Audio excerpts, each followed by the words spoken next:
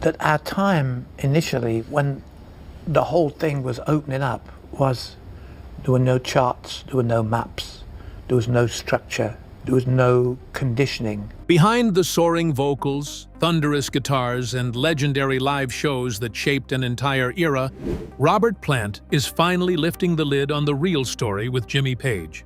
Beneath the grand myths and electrifying performances was a much more complicated dynamic, built on deep musical passion, but also fragile egos, creative clashes, and unspoken tensions.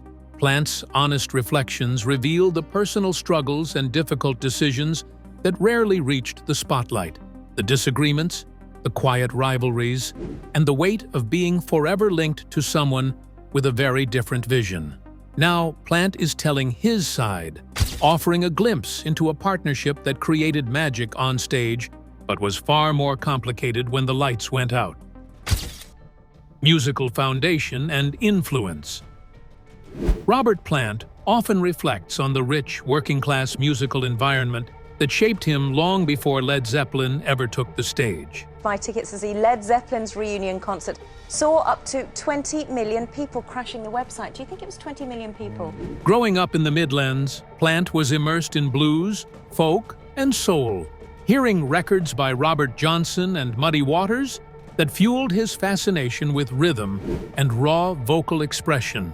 Even as a teenager, he was performing in local clubs and searching for an authentic voice that connected his personal experience to the music. This deep-seated love for traditional American blues and British folk would continue to inform his style even when Zeppelin roared into mainstream success. By contrast, Jimmy Page's image at the time was that of the ultimate guitar hero, a virtuoso steeped in session playing, experimental effects, and meticulous production. Page was already a respected player on the London scene before joining the Yardbirds, so when Led Zeppelin came together, much of the spotlight was immediately on his technical mastery and sonic innovations. Plant has acknowledged that this focus often left the public less aware of the roots and soul that he himself and other band members brought into the mix, creating a subtle imbalance in how the band was perceived. In interviews over many decades, Plant discussed the differences that he and Page maintain in influences and outlook. According to him, while Page sought after the next revolutionary guitar sound, Plant felt that it was his own responsibility to infuse his lyrics and vocal performance with honest feeling. This was absolutely the case when singled out into the acoustic moments of Zeppelin, when Plant would have an opportunity to pursue the folk traditions he so cherished, together with the rich lineage of British and American songcraft, which was not necessarily Page's priority. That difference worked in the synergy of sound with which they approached the working dynamic. Plant's commitment to authenticity often saw him arguing against the prevailing image of Zeppelin as somehow being just all about flashy solos and rock star posturing. According to him, those early days weren't just about big amps and spectacle.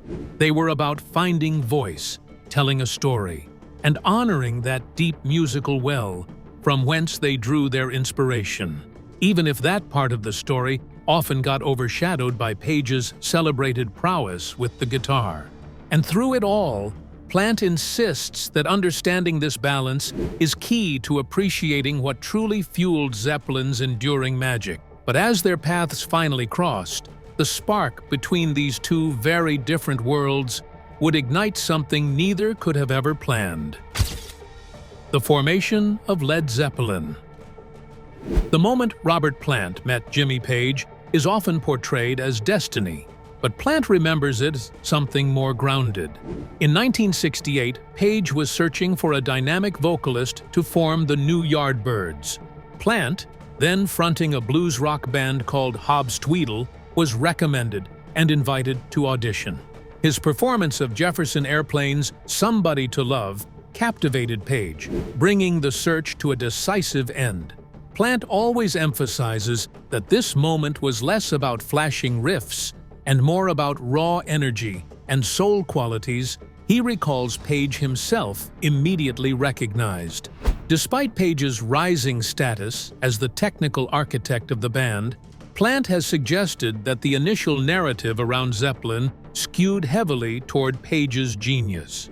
According to recent remarks from Plant, featured in Becoming Led Zeppelin, the documentary makes clear how Page orchestrated much of the creative vision, meticulous session work and sound experimentation, but also created a perception that diminished the visceral role Plant and bassist John Paul Jones brought to the music.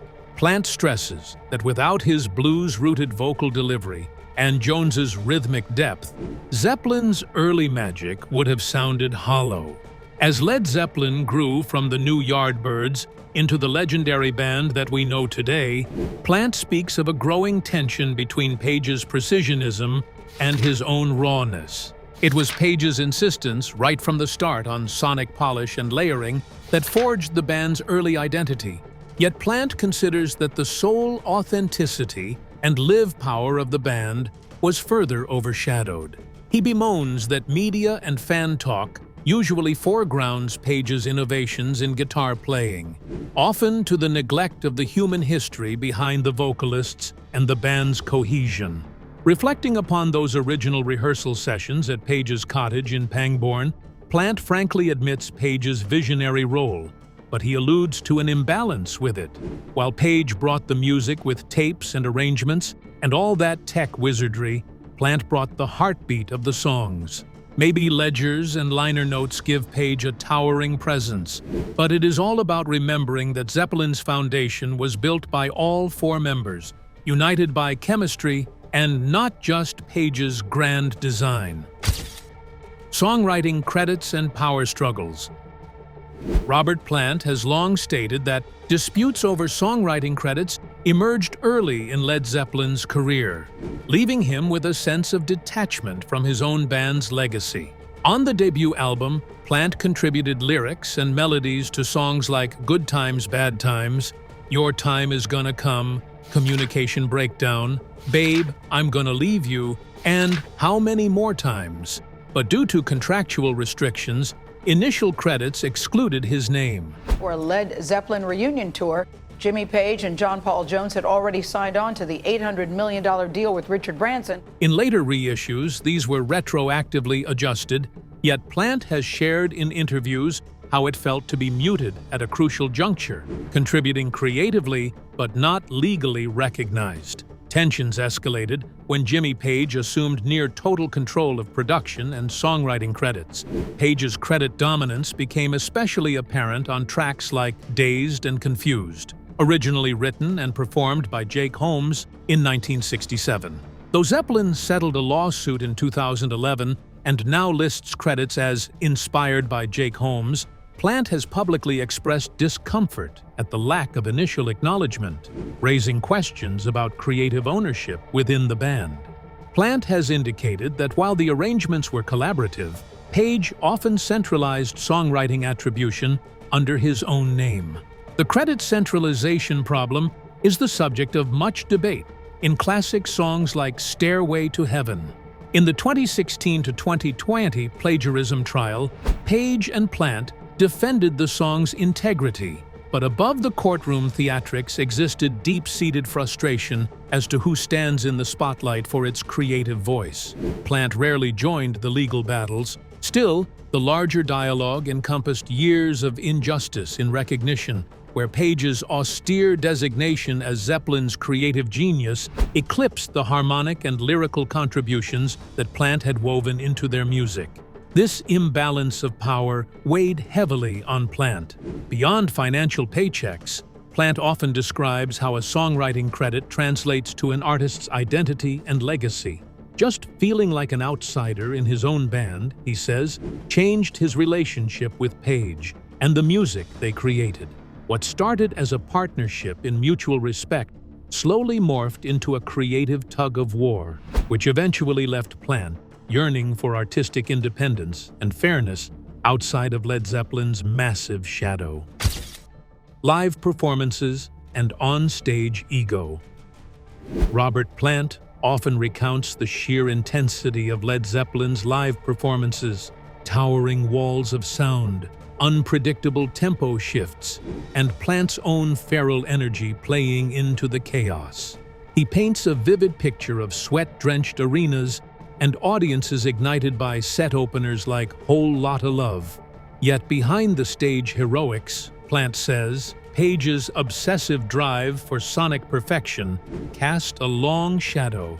On tour, Page would frequently isolate himself, replaying passages or retuning mid-song until each note matched his vision, sometimes grinding the band's momentum to a halt. This perfectionism, Plant reveals, often triggers friction backstage. While Zeppelin's reputation thrived on spontaneity and high-octane jamming, Plant felt constrained by Page's insistence on repetition and precision. He remembers evenings when Page would disappear into makeshift studios on the tour bus, layering guitar overdubs long after everyone else had gone to sleep. Though meant to elevate the live sound, Plant admits this strained their on-the-road dynamic and put pressure on the rest of the band to deliver matchless precision night after night. Such reunion activities were the cause of increasingly pronounced tensions. For instance, the Page and Plant tours of the mid-90s. It was still Plant's desire to reconnect with that early rawness, while on the other hand, Page would dig in his heels for the well-polished arrangement he would insist on. The 1995 return at the Gorge saw both individuals age, but also brought up the fact that, while Page still unleashed numerous spontaneous and affecting solos, Plant soared note for note. Amazing body of work, Led Zeppelin is, like every song, every time any Led Zeppelin song comes on. In quiet, Plant remembers the grudging frustration accompanying Page's habit of halting a song to replay a riff for some elusive standard of perfection himself, one by which magic is sacrificed. The Greek theater concert, where, in 1999, Page joined the Black Crowes, only solidified the dynamic. Page's exacting nature offered legendary solos and an attention to detail, but Plant said that it did not always convert into a palpable energy on stage. 10 Years Gone, an encore that had audiences raving, was threaded with such explosive moments, but clashes would also arise when Plant's more instinctual presentation would meet Page's restructuring, Plant famously reflects. The band was, at its greatest, born in this tension, where tired rock and roll abandon would brush elbows with a cruel perfectionism, giving birth to performances that were glorious and sometimes unbelievably fragile.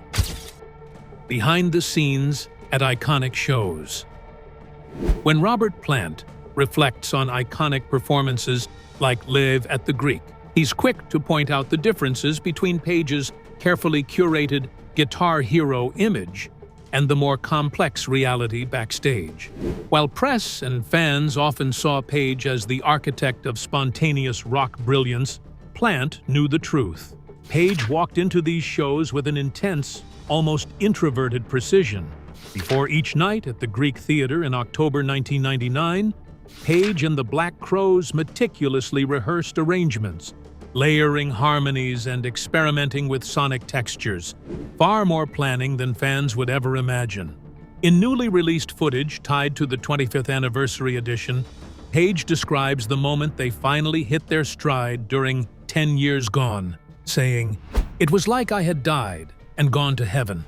It was a really emotional moment."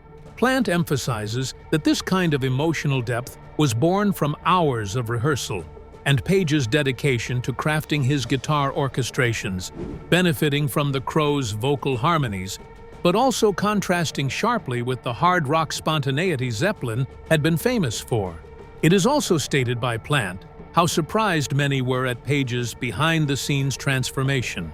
The original Live at the Greek was released in 2000, sans a single feature by the Black Crowes due to contract issues, but 16 tracks were returned to the 2025 reissue, which brought the complete collaborative energy to light. This fuller version, according to Plant, shows Page as more human one who thrives on engagement with new musicians, and not just my way or the highway. It suggests reciprocity, diverging from what might be understood as the picture of Page as a solitary genius. All these milestones ultimately created a reassessed condition of affairs from Plant's angle regarding Page. While in the public eye, the guitarist often eclipsed others in the band. These gigs and this restored album testify to the effect of evolution on Page. No longer simply the lead, but co-venturers in a musical experience that is deeply emotive and revived. What Plant believes this side of Page reflective, adaptable, emotionally available, is all the real Zeppelin fans need to know. Other musicians who took part in such sessions have reflected this change in Page's collaborative style. Rich Robinson of the Black Crowes recounted in a 2020 interview with Ultimate Classic Rock that Page was surprisingly open and genuinely curious about our arrangements, even admitting that he wasn't there to control, he was there to listen.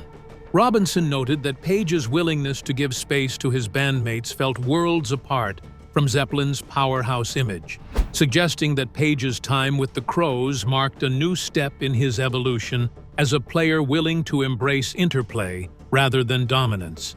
Yet behind those triumphant nights lurked a tension no crowd could see, setting the stage for troubles to come.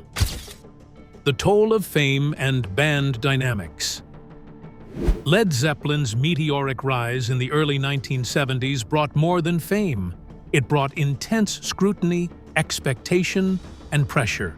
Plant recalls that from playing marathon club sets to headlining arenas in mere years, the band experienced a whirlwind. Their live shows, sometimes stretching beyond 4 hours, became legendary. But backstage, the weight of reputation triggered deep fatigue. Plant has since shared how the relentless pace and ever-growing audiences took a psychological toll, pushing each member toward extremes to match their own legend. Within this dynamic, Plant points to Jimmy Page's perfectionism as a catalyst for growing unease. While Plant celebrated the power of improvisation and emotive performance, Page increasingly sought control, especially over production and arrangements. The contrast came to a head during sessions for Presence in 1975, where Plant, still recovering from a car accident, felt stifled in cramped studios and overshadowed by Page's technical zeal. For Plant, what once felt like collective creativity began to feel like Page-run orchestration. The tensions were even clearer during reunion attempts. Plant spoke of performances such as Live Aid in 1985 and the 1988 Atlantic Records reunion as being emotionally tense, with arguments occurring backstage even before taking the stage. He went on to express that, for him, the Atlantic reunion was one big disappointment, while Page would call it pretty shambolic. But it actually went beyond musical pratfalls. It was presenting a struggle within where Plant's yearning for connection was going up outright against Page's demand for ultra-polished precision, often at the expense of the friendship. Plant, in recent interviews, has openly acknowledged the emotional ramifications of this schism. While the partnership generated ageless music, Plant stresses Page's single-minded determination for sound control often left him feeling devalued and emotionally withdrawn. Even now, decades later, the aftermath remains a hefty burden for him, not only in career terms but mentally and relationally. Whenever Plant revisits memories of Zeppelin's glory, he remembers how Page's perfectionism and fame blistered whatever camaraderie and well-being were possible. Other people who are close to the band have also brought forward significant insights during this tense moment. Manager Peter Grant, often referred to as one of Zeppelin's most formidable enforcers, himself once acknowledged, in some BBC documentary, how the pressure was ferocious. And even he had trouble shielding those of them from the commercial and personal strains. Rolling Stone's David Fricke followed Zeppelin through 1977, describing an atmosphere of a powder keg, everyone tired, on edge, and always pushing for something bigger. Such outside observation adds even more weight to Plant's feelings, showing that the psychological burden was seen and witnessed by anyone who has been there, making it less an emotional fallout of personal grievance than an inevitability of their mythic rise. The end of Led Zeppelin. Leading up to the end of Led Zeppelin, Robert Plant has pointed to Carouselambra from their 1979 album In Through the Outdoor as the song that quietly signaled the band's unraveling. In a 2003 Mojo interview, he referred to its lyrics as the whole story of Led Zeppelin in its latter years, admitting he can't hear the words without feeling the weight of their decline. Plant's regret resonates through those sweeping riffs and introspective lyrics, which he now sees as a harbinger of disillusionment and internal fracture. Although Carouselambra wasn't the last single they released, it captured the emotional distance creeping into Plant's relationship with Page. The song's layered production and sprawling structure reflect Page's perfectionist, studio-centric approach, while Plant's weary vocals echo his fading enthusiasm. It's a vivid illustration of how Page's creative discipline, normally a strength, became a burden, leaving Plant on the margins of a process that once felt collaborative. The end was written in stone with the death of drummer John Bonham in 1980, which Plant has referred to as the last note, irretrievable, deafening, and inescapable. As has been documented, Whole Lotta Love was their last collective performance, yet Plant acknowledges that already, at that point, the Zeppelin era felt like a closed chapter. Plant's resentment toward Page's post-Zeppelin decisions, the latter's monopoly over archival reissues and legacy curation, grew in direct relation to his distancing from Page, and feeling sidelined during the band's last evolution process. In the end, Plant is offering a reflection on the album In Through the Outdoor, the death of Bonham, and the decisive silence that followed. The respect for the music still eats at him with bitterness, no longer overshadowed by resentments toward how much further they marginalized him in shaping Zeppelin's legacy almost entirely in Page's image. The finality that Plant has felt gave birth to his refusal of nostalgia acts. He will not be defined by a time he believed ended not with closure, but loss and disillusionment. Another key perspective is offered by John Paul Jones, who rarely spoke publicly about Zeppelin's end, but, in a 2010 interview with Uncut, hinted at it being an internal fracture. By the end, we weren't doing it together like we used to, Jones recollected, noting, the joy was gone and everybody felt it. Jones's comments add a deeper layer to Plant's sense of isolation, as they imply that the disconnect in the creative process was equally shared among the other members. Even by then, Page's increasing control over the artistic process and Plant's emotional withdrawal weighed heavily upon Zeppelin's rhythm section. An underlying truth that underscores the fact that the band's demise had never been a simply one-person story, but rather a collective reckoning that none of them could fully avert. Aftermath and unseen rivalries. In the years following Led Zeppelin's tragic end, Robert Plant and Jimmy Page reunited on several occasions, but the spark that once ignited them never fully rekindled. Their MTV Unleaded session in 1994, leading to the No Quarter Tour, seemed to promise an artistic second coming. Yet Plant ultimately walked away in 1998 after walking into Clarksdale, citing dissatisfaction with its production and a desire to get back to playing clubs. He later confirmed that the chemistry behind the scenes had frayed, signaling deeper fractures. While Plant distanced himself, Page continued to push for a full reunion, sparking public disagreements. In 2014, Page admitted being fed up with Plant's obstacles to reviving Zeppelin, accusing him of playing games over potential reunion dates. Whether he has respect for a Grade 1 listed building or whether he doesn't, I think that's a question for him to answer. Plant, in contrast, dismissed such speculation as busting the myth of nostalgia tours. He reportedly rolled his eyes when asked and stated clearly, "The chances of it happening were zero," adding, "I'm not part of a jukebox." His reticence underscored a growing divergence. Page looked to the past, while Plant refused to replay it. They have established a cordial yet cool relationship, a little, more or less, respect, regret, and a touch of something that has no end to the hurt.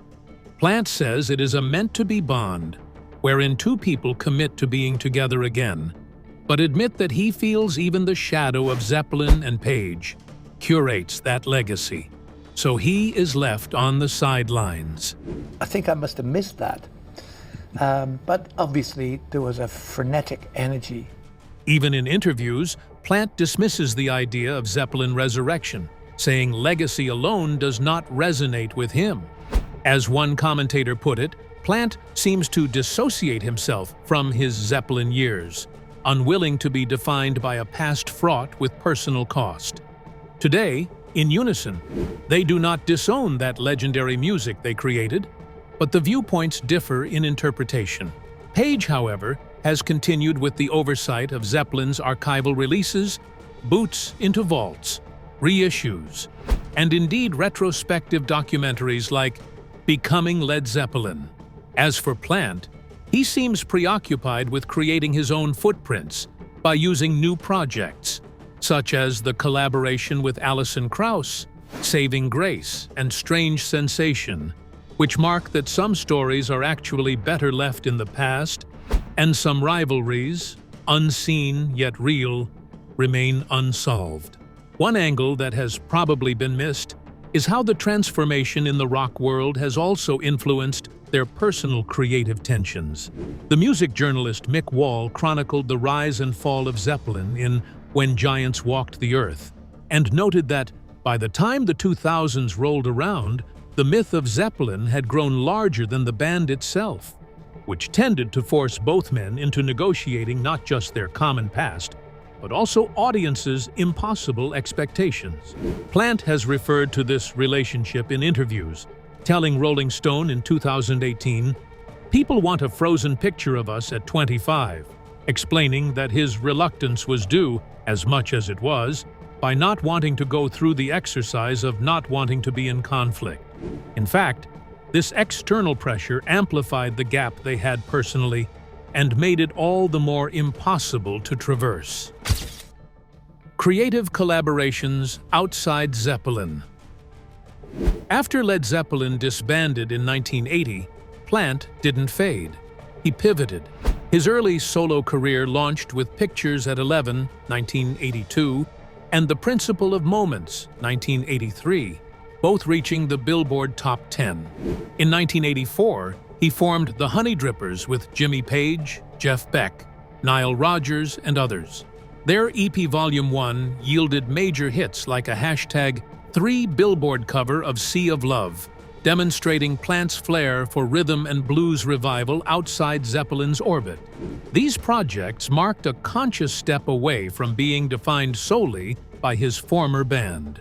Plant's most significant reclamation arrived through his collaboration with bluegrass icon Alison Krauss. Their debut album Raising Sand, 2007, and follow-up Raise the Roof, 2021, each blended Americana, folk, and country into orchestral beauty, and each won multiple Grammys, including Album of the Year for Raising Sand. Plant emphasizes that these efforts reflect his own voice and vision. He stepped forward not just as Led Zeppelin's singer, but as a co-creator, each note and lyric an assertion of musical independence. Less well-known, Saving Grace remains personal, reflective, and live acoustic.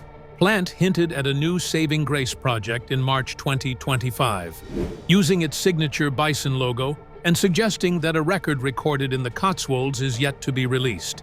The band continues to play intimate gigs around Europe, the vocals and storytelling taking the front line in the performance, much the opposite of Zeppelin's glory. Plant now leads with humility and reflection. Other initiatives, his Celtic-rooted Band of Joy reunion, 2010, the experimental Strange Sensation offerings, Dreamland in 2002, Mighty Rearranger in 2005, and socially conscious collaborations underline an overriding pattern, stepping outside of Page's shadow into his own. Plant spoke of these projects in a way as a means to pay tribute to blues, folk, world music, and personal narratives on his own terms. He doesn't just sing in each chapter, he states his artistry. However, for Plant, embracing other sounds and audiences outside of rock has been an essential part of his drive toward reinventing himself. In the course of the Raising Sand tour, reviewers such as Rolling Stone said Plant appeared as comfortable sharing harmonies on a hushed Appalachian ballad as he once did wailing in stadiums, just a whole other side many fans may never have seen during Zeppelin's heyday. Robert is fearless about going where the song takes him, Krauss herself said in a 2021 interview with NPR, emphasizing that, for Plant, creativity and collaboration have much more to do with musical curiosity than with commercial nostalgia, an adventurous spirit that has only grown over the years and built an exploration with legend legacy. And while these collaborations gave Plant a powerful new voice, the shadow of Zeppelin's legacy was still waiting just around the corner. Revisiting Zeppelin's legacy. For Plant, the idea of a full-scale Led Zeppelin reunion now feels like stepping into a jukebox of nostalgia. He has consistently rejected offers, most famously declining a $200 million tour after the 2007 Ahmet Ertegun tribute show. When Jimmy Page suggested reviving the band in 2014, Plant firmly shut it down, stating, "The chances of it happening were zero," and told Page he'd be up for an acoustic collaboration, only not a full rock spectacle. His resistance stems not from ego, but a desire to preserve authenticity and avoid becoming a shadow of their former selves. Plant has taken a more open stance toward archival material, but only when it honors the full band experience. As he told BBC Radio 6, he recently baked up old quarter-inch tapes with Page and uncovered unreleased works, some even featuring John Paul Jones on vocals. Plant joked that Jones would need 2 cars and a greenhouse not to release them, revealing his subtle humor and deep respect for the band's democratic legacy. In this, Plant illustrates that he can support careful archival preservation, but only when all voices are heard, not just Page's. Plant's caution extends to Page's generally mystifying efforts to retain Zeppelin's legacy via remasters, documentaries, and select vault releases. Although Plant had input on the 2025 documentary Becoming Led Zeppelin, he remains wary that any sort of retrospective presentation would be hijacked by Page's perfectionist framing. Plant's comments seem to strike a balance here. The respect for the music's grandeur is countered by a refusal to give up the whole band's human story into a single narrative. Essentially, Plant wants his legacy to be one of wholeness, rather than glorified solo or nostalgia trips for genomes. Zeppelin can't exist without the rest of the band, he claims, while acknowledging Page and Jones's creative powers, but resisting any initiative that sidelines his contribution. That's why archival projects should take care of integrity, and why he would not support any revival that threatens Zeppelin's museum piece. As far as Plant is concerned, to honor Zeppelin is to honor everyone, not just the mythic guitar hero whose image so often eclipses the rest. Let me know if you'd like. I can even assimilate quotes directly off Becoming Led Zeppelin, and/or elaborate further on Plant's vision. One highly significant cultural perspective lending support to Plant's apprehensive position is the way other legendary bands have treated their legacies. The Rolling Stones, then, who famously have kept on touring and reinventing themselves for decades, have often been engaged in a dance of criticism for being rather overtly a spectacle driven by nostalgia than any new creative chemistry. Music journalist David Fricke said, "Fans might come for the hits, but the soul of the band is rarely present." And this generally goes with Plant's concerns over authenticity. In comparing this, it is clear that Plant is far less concerned with unendingly dredging Zeppelin's past and instead thinks about preserving its true meaning: raw energy, equal contributions, and respect for the musical dialogue from which it issues forth. And that's the story behind the legend, one that forever changed the way we see these rock giants. If you enjoyed this video, hit that like button, drop a comment with your thoughts, and make sure you subscribe for more deep dives into rock history. Don't forget to check out the next video on your screen. You won't want to miss it.